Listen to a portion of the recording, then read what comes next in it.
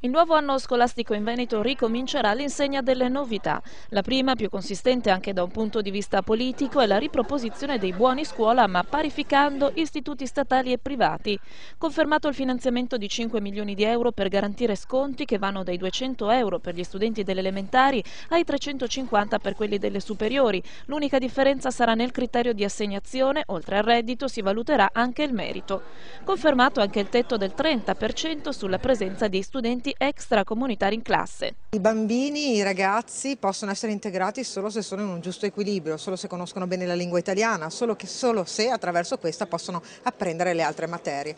Allora il Ministero l'anno scorso ha accolto la nostra sfida, ha posto un tetto del 30% che noi abbiamo puntualmente recepito nelle nostre linee guida. Per tamponare i tagli che hanno colpito gli insegnanti di sostegno, la Regione sborserà di sua tasca 30 milioni di euro per finanziare pacchetti orari da utilizzare nelle scuole.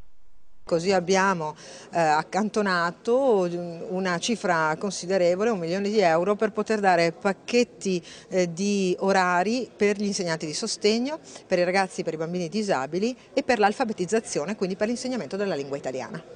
Infine la vecchia terza area, i percorsi cioè professionali con insegnanti esterni, diverrà, tramite la richiesta di finanziamenti europei non sottoposti ai tagli, più di un terzo della percentuale degli insegnamenti destinati a materie del territorio. Questo per integrare sempre di più il mondo della scuola e il mondo del lavoro, puntando sulla formazione professionale.